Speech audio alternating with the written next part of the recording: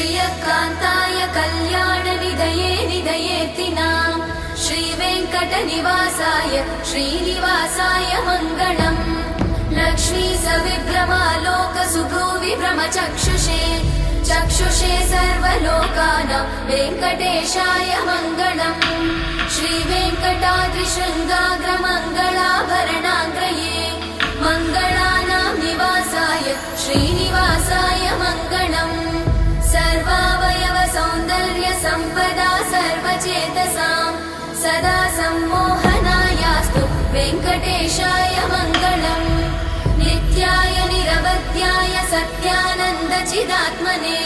सर्वान्तरात्मने श्रीमद् वेङ्कटेशाय मङ्गलम् स्वतः सर्वविदे सर्वशक्तये सर्वशेषिने